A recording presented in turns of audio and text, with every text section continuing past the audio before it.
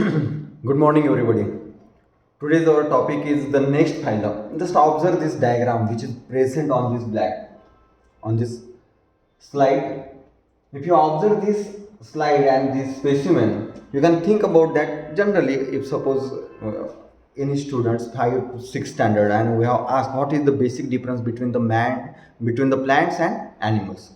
The generalized answer is that the animals can move from one place to another place. Plants cannot move from one place to another place. But this is the animal, but they are attached to the substratum. So that is the interesting features which is present and we have discussed today. That is nothing but the Porifera phylum. This Porifera phylum, that name indicates pore, means pore. That is the Latin words porous, that is the pore. Fere means bearing, means simply that is the pore bearing animals, that is called as the Porifera, which is included into the Porifera phylum, and that is commonly called as the sponges. The general character of this protozoa is that all are aquatic, mostly marine, some are freshwater also. All are aquatic because they cannot move from one place to another place. They are solitary or colonial, but all are sessile. They are multicellular organisms having. Now, before Porifera, we have discussed about that the protozoa. All the animals which is present in protozoa, these are the unicellular animals. This is the first phylum in the evolution of the Animalia.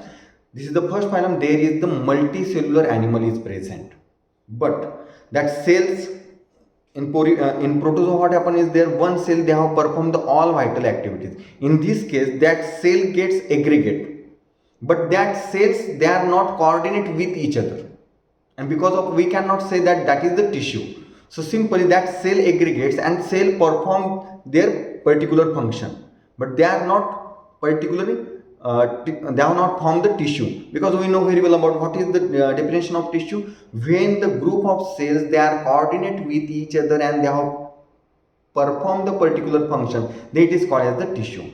But in this case, that cells gets aggregate and they have performed their function. So there is not tissue formation, but there is the cellular level grade of body organization is present. This is the first phylum in the evolution of Animalia, which is the multicellular. Next, these are diploblastic. What is meant by diploblastic?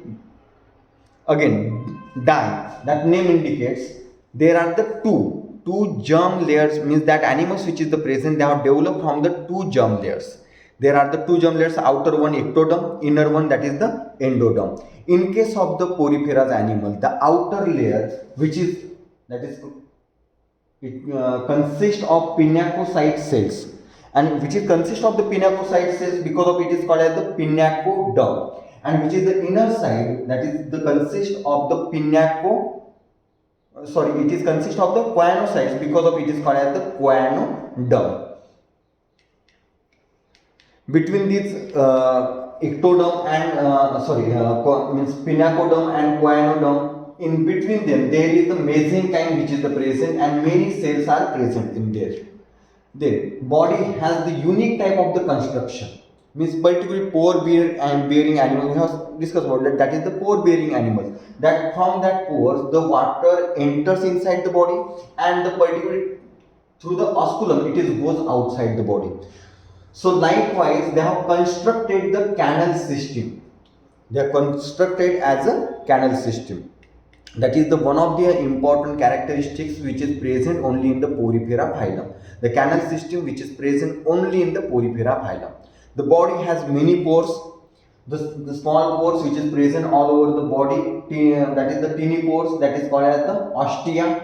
And through that ostia, water comes inside the body of sponges, and water goes outside the body through the large opening which is the present at the terminal of that cylinder, that is called as the osculum, for the outflow. There is an endoskeleton which is present, that is nothing but the consist of the calcium carbonate, silica or the spongin fibers. The classification of the protozoa on the basis of this endoskeleton. They can reproduce both again asexual reproduction and also the sexual reproduction. When there is the sex cells are involved, then it is called as the sexual reproduction. It is all these are animals which is the hermaphrodite, means both male and female gametes are formed inside the same animal, because of that is called as the hermaphrodite.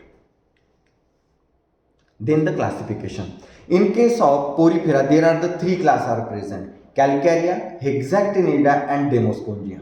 Calcarea, Hexactinida and Demospongia. These classes on the basis of the endoskeleton, that is nothing but the spongin fibers, on the basis of the spicules. In case of the Calcarea, the spicules which is the present, which is act as the endoskeleton, that is consist of the calcium carbonate. They are needle shaped and 3 to 4 red spicules. So these all animals which is belong to the Calcarea, these all are the marine. Next is the Hexactinida. Name indicates hexa means 6. These are the 6 red spicules which is consist of the siliceous spicules and they forming the network. All are the marine. Then third is the Demospongia. In case of the Demospongia, the particular spongin fibers are present and also the siliceous spicules, but not 6 rays. In case of the Hexactinida, there is also the siliceous spicules which is the present, that is the 6 rays. And in case of the Demospongia, there is the siliceous spicules which is the present, but not 6 rays. Only this one family which is the freshwater, but mostly marine. Most sponges belong to this class in the Demospongia. This is the general character and the classification of Porifera. We will discuss in next lecture about the Porifera specimen. Thank you very much.